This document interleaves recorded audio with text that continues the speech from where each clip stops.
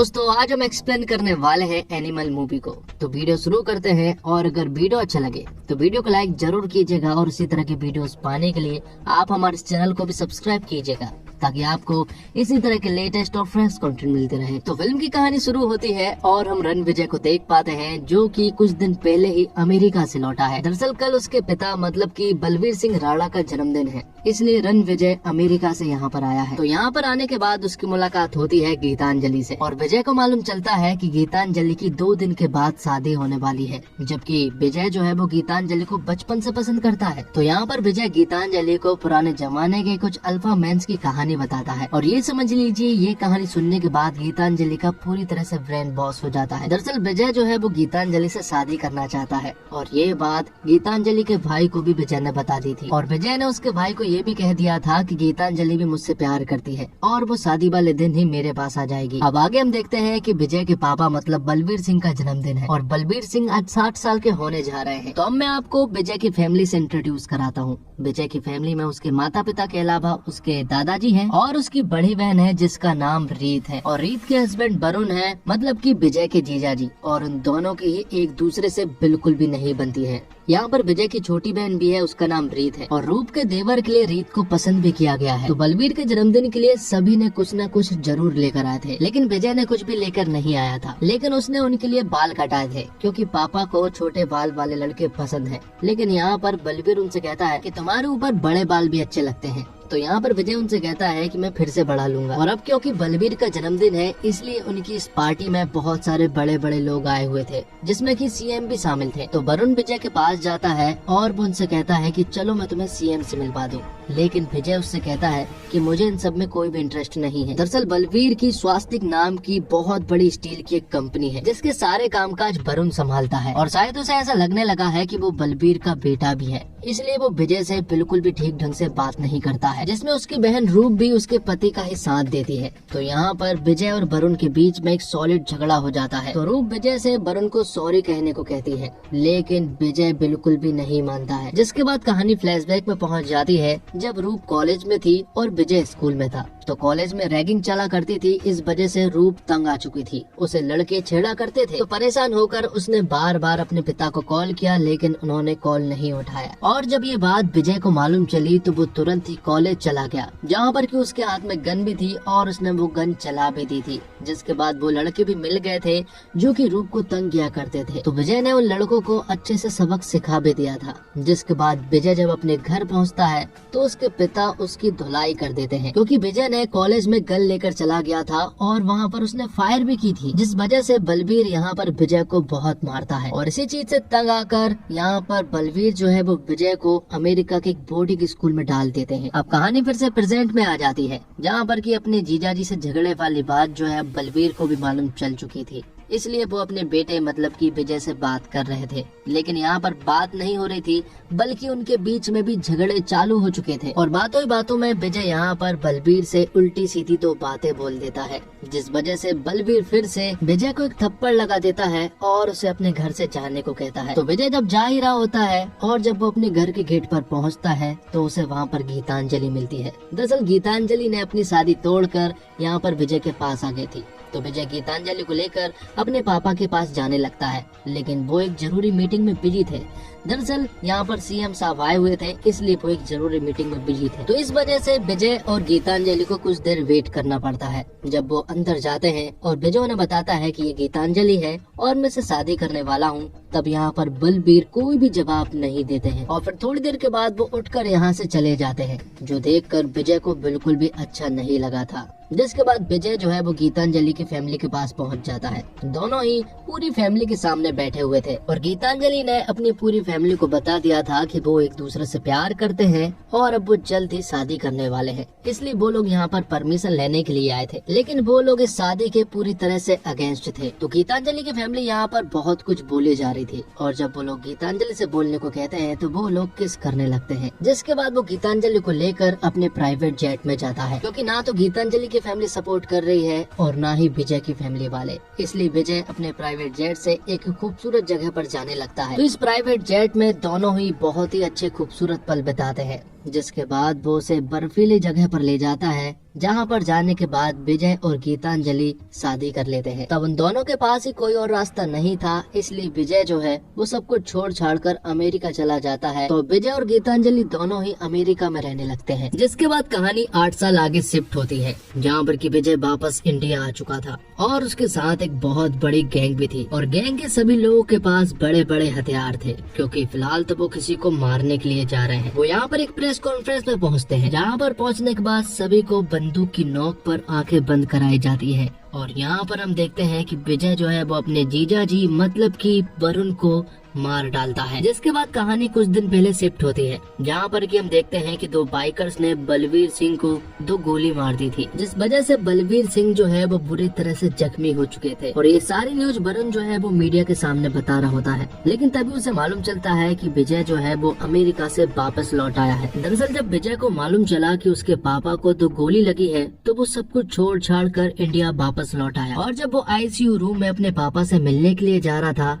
तभी वरुण उसे रोक देता है और कहता है कि अभी बहुत सारे वीआईपी गेस्ट हैं जो कि तुमसे पहले बलवीर सिंह से मिलेंगे। तो वरुण यहाँ पर विजय से बहुत सारा वेट करवाता है। जिसके बाद वरुण जब अंदर जाता है और अपने पापा से मिलता है, तो बलवीर सिंह ने यहाँ पर विजय को पूरी तरह से माफ कर दिया था और उसकी पूरी फैमिली को एक्सेप्ट भी कर लिया था। बलवीर यहाँ पर विजय से कहता है कि जब पहली गोली चली तो मुझे सबसे पहले तेरी याद आई, ऐसा लगा जैसे मुझे हाल ही में तूने पुकारा हो। तब विजय उनसे कहता है कि अब टेंशन लेने वाली कोई भी बात नहीं है, मैं यहाँ पर आ गया हूँ। जिसके बाद विजय अपने दादाजी से मिलता है और दादाजी भी विजय को देखकर बहुत खुश थे, क्योंकि विजय 8 साल के बाद अमेरिका से लौटा था। लेकिन हाल ही में प्रॉब्लम ये है कि स्वास्थ्य कंपनी जो है वो बंद पड़ चुकी है और वर्कर्स भी काम नहीं कर रहे थे, इसलिए विजय जो है वो कंपनी के सारे वर्कर्स से मिलने के लिए जाता है। और विजय ने इस कंपनी में पहली बार कदम रखा था। जिसके बाद वो सारे वर्कर्स से बात करता है और सभी को बताता है कि बलवीर सिंह बिल्कुल ठीक है, और वो सभी के सामने ये प्रतिज्ञा भी लेता है कि जिसने भी मेरे पापा के ऊपर गोली चलाई, मतलब कि बलवीर सिंह के ऊपर गोली चलाई, मैं उसे जान से मार दूंगा। तो विजय यहाँ पर एक सॉलिड स्पीच देता है और ये स्पीच सुनने के बाद सारे वर्कर्स फिर से काम करने लगते हैं। और ये न्यूज टीवी पर भी आ रही थी, तो ये न्यूज बलवीर सिंह भी देख रहे थे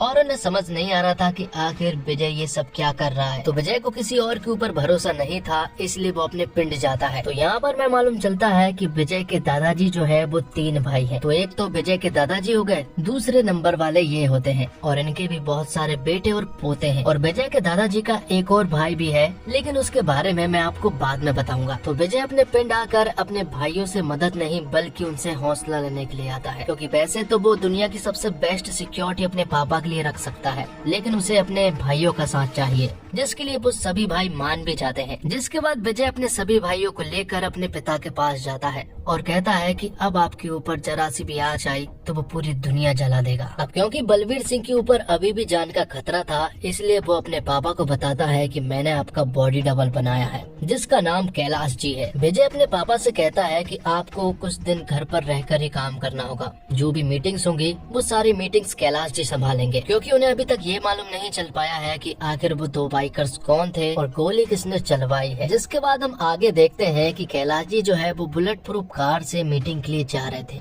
लेकिन तभी अचानक से एंट्री होती है एक विलन की, और वो विलन जो है वो कैलाश जी की पूरी कार को घेर लेता है और गोलियां बरसाना शुरू कर देता है, क्योंकि उन्हें तो ऐसा ही लग रहा था कि ये बलवीर सिंह है, जबकि ये तो कैलाश जी थे जो कि मारे जा चुके हैं।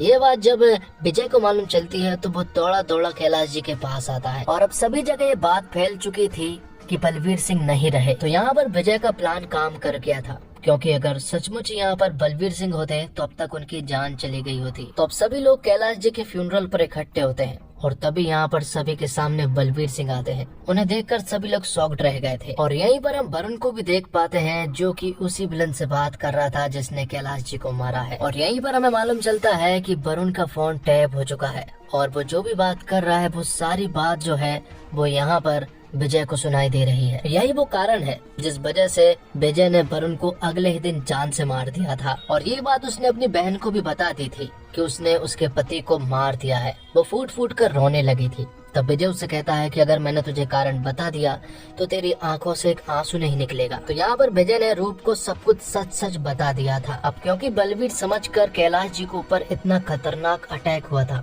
इसलिए विजय जो है वो कोई भी रिस्क लेना नहीं चाहता है। इसलिए वो बड़े से गन के डीलर को अपने होटल बुला लेता है, यहाँ पर कि वो उससे बहुत बड़ी बड़ी गन की डील करने लगता है। और जब वो लोग डील कर ही रहे होते हैं कि तभी अचानक से उनके होटल में बहुत सारे विलन्स घुस जाते हैं। वो विलन्स बहुत सारे थे और विजय के भाई बहुत कम। इसके बावजूद वो उनसे डट के मुकाबला करते हैं और सभी को मार गिराते हैं। तो एक टुकड़े को खत्म करने के बाद उनका सामना दूसरी टुकड़ी से होता है और उसको खत्म करने के बाद उन्हें मालूम चलता है कि पीछे के रास्ते से 200 बंदे और आ रहे हैं। ये सुनने के बाद गन का डीलर उसे एक मशीन गन के बारे में बताता है।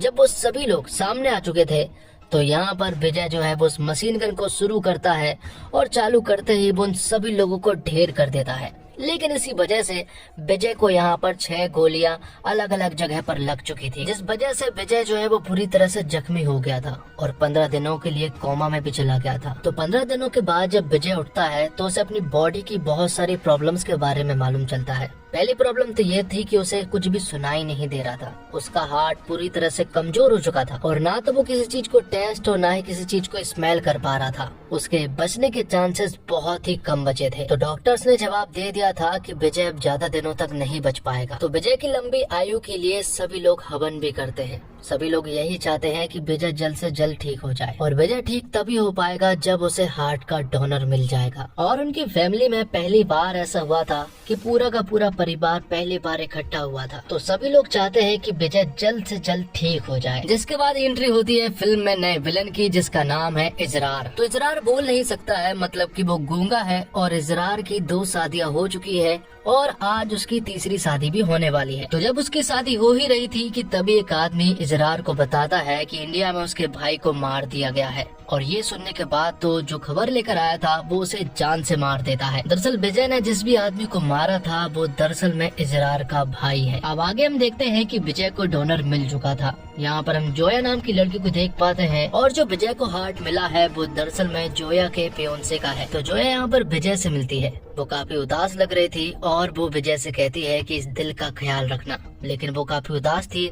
इसलिए वो जोया से कहता है कि जब तक तुम्हारा दिल हल्का ना हो जाता है तब तक तुम यहीं पर रुको। तो विजय जोया को अपने दादाजी के घर पर ले जाता है, उसके साथ बहुत सारा टाइम बिताता है और बहुत एंजॉय करते हैं। ये मान लीजिए कि वो दोनों एक दूसरे से बहुत प्यार करने लगे थे और विजय का पागलपन वाला प्यार देखकर जोया यहाँ पर विजय को सब कुछ सच बता देती है। जोया कहती है कि जो हार्ट तुम्हारे दिल में धड़क रहा है वो मेरे फियोंसे का नहीं है, दरअसल मुझे यहाँ पर भेजा गया है। वो बताती है कि इजरार ने मुझे यहाँ पर भेजा है तुम्हें प्यार में फंसाने के लिए, और जब मौका मिलेगा तो वो लोग तुम्हें आसानी से मार देंगे। ये सुनने के बाद विजय उससे कहता है कि जब तू पहले दिन यहाँ पर आई थी ना, तभी मुझे मालूम चल गया था कि तुझे भेजा गया है, बस मुझे ये सारी चीजें जाननी थी। जिसके बाद विजय जब अपने दादाजी से इजरार के बारे में बात करता है तो वो उन्हें सब कुछ बता देते हैं। दादाजी उसे बताते हैं कि हम 3 भाइयों में वो सबसे बड़ा भाई था, लेकिन उसकी नीयत बहुत ही ज्यादा खराब थी। उसे चीजों को हड़पना आता था, इसी वजह से वो उल्टी सीधी गलतियां करता रहता था। इस वजह से हम सभी भाइयों ने मिलकर उसे देश से बाहर निकाल दिया था। वहाँ पर पहुँचने के बाद उसने 2-3 शादी कर ली और उनके लड़के का लड़का इजरार है। और बहुत सालों पहले वो इंडिया आया था अपना हक मांगने के लिए, लेकिन यहाँ पर उसे कोई भी हक नहीं दिया गया और उसे वापस स्कॉटलैंड पहुँचा दिया गया, जिस वजह से एक रंजिश शुरू हो चुकी थी और उसके बेटे के बेटे ने हमसे बदला लेना शुरू कर दिया। इसी वजह से बलबीर पर अटैक हो रहे हैं। अब ये सारी बातें हो जाने के बाद विजय जो है वो गीतांजलि के पास जाता है। दरअसल आज करवा चौथ है और उसने करवा चौथ का व्रत भी रखा हुआ था। तो गीतांजलि जब विजय की आरती उतार रही होती है तभी यहाँ पर विजय जो है वो गीतांजलि को सब कुछ सच बता देता है। वो कहता है कि मैं जोया के साथ सोया हूँ और हमारे बीच में वो सब कुछ हो गया है। ये सुनने के बाद गीतांजलि को बहुत जोर का गुस्सा आ जाता है और वो यहाँ से विजय से दूर जाने लगती है। विजय यहाँ पर माफी भी मांगता है और कहता है कि हमारे बीच में ऐसा कुछ नहीं है, बस मैं उनकी प्लानिंग पता कर रहा था। लेकिन गीतांजलि उसकी एक नहीं सुनती है और उन दोनों के बीच में झगड़ा शुरू हो जाता है। बातों ही बातों में गीतांजलि यहाँ पर विजय से कहती है कि मैं चाहती हूँ कि तुम्हारे पिता मर जाए, क्योंकि अगर वो मर जाएंगे तो सब कुछ ठीक हो जाएगा। लेकिन ये सुनने के बाद तो विजय को गुस्सा आ जाता है और वो गीतांजलि के गले को पकड़ लेता है और कहता है कि अगर एक बार और बोला तो वो उसे गोली मार देगा। अब थोड़ी बात करने के बाद गीतांजलि यहाँ पर विजय से कहती है कि उसे डिवोर्स चाहिए, लेकिन विजय उससे कहता है कि वो उसे नहीं दे सकता है और बाहर जाकर वो उससे कहता है कि मैं उसे मारने जा रहा हूँ और हो सके तो दोबारा शादी मत करना। ये सुनने के बाद गीतांजलि बहुत रोती है। तो विजय जो है वो अपने नए मिशन पर निकलता है अपने भाइयों के साथ इजरार को मारने के लिए। वो तुरंत ही स्कॉटलैंड पहुंच जाता है, जहां पर कि वो उसके घर में घुसते से ही सभी लोगों को मार देता है। लेकिन मौका देखकर यहाँ पर इजरार जो है वो भाग जाता है और इजरार की पत्नियों के द्वारा मालूम चलता है कि इजरार देश छोड़कर जा रहा है अपने प्राइवेट जेट से। ये बात जब उनको मालूम चलती है तो विजय तुरंत ही वहाँ पर पहुँच जाता है, जहाँ पर कि वो अपने भाइयों से कह देता है कि कोई भी गोली नहीं चलाएगा, चाहे मैं मर भी जाऊंगा तब भी कोई गोली नहीं चलाएगा। जिसके बाद उन दोनों के बीच में 1-to-1 फाइट होती है। दोनों यहाँ पर 2 घंटे तक लड़ाई करते हैं। दोनों ही एक दूसरे को बुरी तरह से मार रहे थे। विजय के अंदर सिर्फ और सिर्फ अपने पिता को लेकर बदला दिखाई दे रहा था, जबकि इजरार जो है वो बहुत ही क्रूर टाइप का आदमी है और वो लोगों को मारने से पहले बिल्कुल भी नहीं सोचता है। इसलिए वो यहाँ पर विजय को बेरहमी से मार रहा होता है। लेकिन आखिर में विजय जो है वो यहाँ पर इजरार को बेरहमी से अधमरा कर देता है। वो आखिर में इजरार से इशारे से कहता है कि अगर वो पीछे हट जाए तो वो उसे छोड़ देगा। लेकिन यहाँ पर इजरार नहीं हट रहा था, इसलिए विजय ने इजरार को जान से मार दिया था।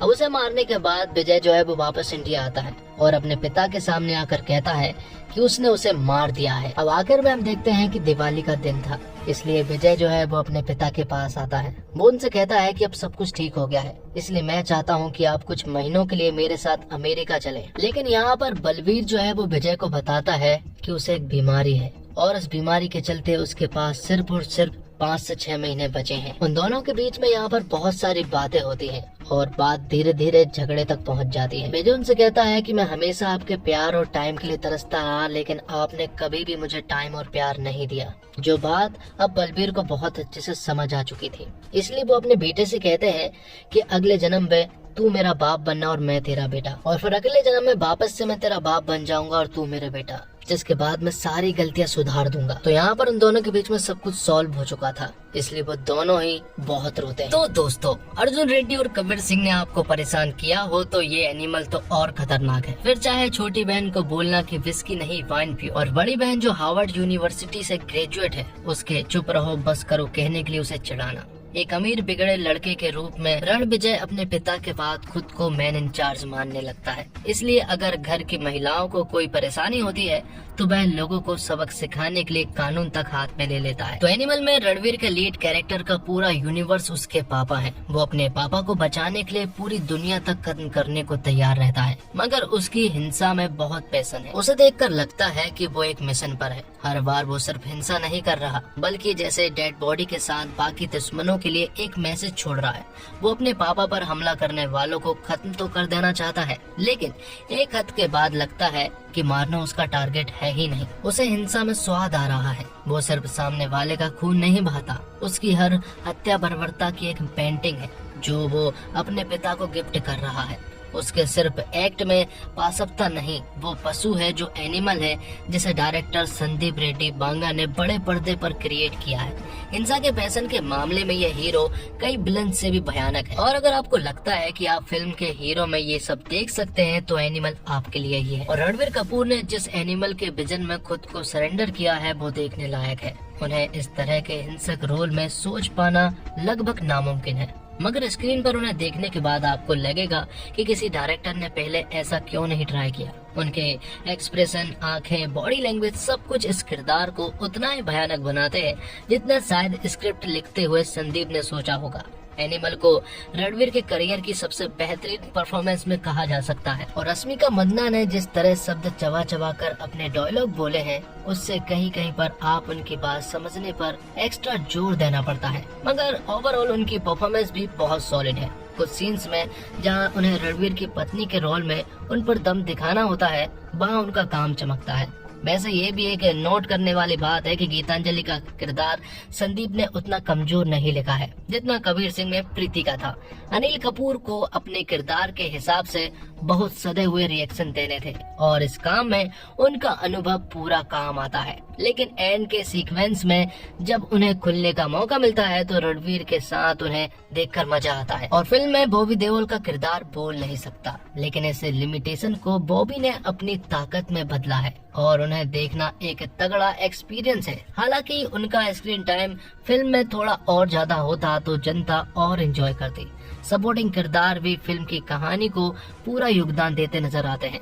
तृप्ति डिम्बरी का एक छोटा सा रोल है जिनका नाम जोया है, लेकिन वो बड़ा असर छोड़ कर जाता है और उनका काम याद रहने वाला है। और एनिमल की म्यूजिक की पहले भी खूब तारीफ हो चुकी है। इसके साथ साथ फिल्म का बैकग्राउंड स्कोर बहुत कमाल का है और सीन्स को बखूबी सेट करता है। कुल मिलाकर एनिमल उस वादे को तो पूरा करती है जो संदीप रेड्डी ने अपने दर्शकों से ट्रेलर के जरिए किया था। धीमे सेकंड हाफ से फिल्म की लंबाई थोड़ी खींची हुई लगती है, मगर इस तरह का विस्फोटक वायलेंस एक्शन देखने जाने वालों के लिए बहुत ही एक तगड़ी ट्रीट हो सकती है। हालांकि संदीप रेड्डी बांगा के किरदार का इस बार भी तगड़ा एक्सरे होगा और इनके बर्ताव को स्कैनर में डाला जाएगा, मगर इससे ये फैक्ट नहीं फीका पड़ता कि संदीप ने एक बड़े पर्दे पर एक सॉलिड मसाला एंटरटेनर डिलीवर की है जो बॉक्स ऑफिस पर बहुत धमाका करेगी। और रणबीर कपूर में संदीप को वो हीरो मिला है जो उनके विजन को पूरी तरह पर्दे पर जी रहा है। रणबीर के टैलेंट पर कभी किसी को शक नहीं रहा, लेकिन एक प्रॉपर मसाला एक्शन फिल्म में उनका लेवल बिल्कुल अलग ही है। फिल्म का love story part first half में निपटा दिया गया है। सेकेंड हाफ में फिल्म का रन टाइम अच्छे से पता लगता है, यानी यहाँ फिल्म की पेस गिरती है। बॉबी देओल की एंट्री भी कहानी के इसी हिस्से में है। उनका किरदार बोल नहीं सकता, लेकिन सिर्फ स्क्रीन प्रेजेंस से ही ये पता लगता है कि रणबीर का काम आसान नहीं होगा। मगर इस प्रेजेंस के साथ बॉबी का स्क्रीन टाइम पूरी तरह न्याय करता नहीं लगता। उन्हें कुछ और टाइम स्क्रीन पर देना चाहिए था। और बॉबी के किरदार अबरार का बलवीर सिंह से कनेक्शन और दुश्मनी की बजाय कहानी को एक अच्छी डेप्थ देती है। कहानी में एक महिला किरदार का रणबीर की लाइफ में खबरी बनकर आने का एंगल फिल्म में थोड़ा गैर जरूरी लगता है, लेकिन ये पोस्ट क्लाइमेक्स से जुड़ता है। फिल्म का फर्स्ट हाफ फ्लाइंग रानी की तरह तेज गति से आगे बढ़ता है। वायलेंट सीन आपको विचलित करते हैं, मगर कुछ देर बाद आप उस जानलेवा दुनिया का हिस्सा बन जाते हैं। सेकंड हाफ में कहानी की रफ्तार थोड़ी लड़खड़ाती है। तृप्ति डिम्बरी का ट्रैक रणबीर के चरित्र के आर को गिरा देता है, मगर फिर भी प्री क्लाइमेक्स और क्लाइमेक्स आपके रोंगटे खड़े कर देता है। और वायलेंस के मामले में ये फिल्म गॉडफादर और किल बिल जैसी फिल्म की याद दिलाती है। बांगा ने बाप बेटे के इमोशन को कहानी का कोर बनाया है। और फिल्म के आखिर में एक पोस्ट क्रेडिट सीन भी दिया गया है, जहाँ पर कि इस फिल्म के सेकंड पार्ट का पूरा अनाउंसमेंट कर दी गई है, जिसमें कि इस फिल्म का नाम एनिमल पार्क रखा गया है। तो क्या आपको भी एनिमल पार्क का इंतजार है? कमेंट्स बॉक्स में जरूर बताइएगा। इसी के साथ ये फिल्म यहीं पर खत्म हो जाती है और ये वीडियो भी। तो दोस्तों, उम्मीद करता हूँ आपको वीडियो पसंद आई होगी। वीडियो पसंद आई हो तो वीडियो को लाइक जरूर कीजिएगा और इसी तरह के वीडियोस पाने के लिए आप हमारे चैनल को सब्सक्राइब भी कीजिएगा, ताकि आपको इसी तरह के लेटेस्ट और फ्रेश कंटेंट मिलते रहे। मिलते हैं एक और कमाल की वीडियो के साथ, तब तक के लिए आप हमारे चैनल के साथ बने रहिए। धन्यवाद। जय हिंद, जय भारत, जय श्री राम।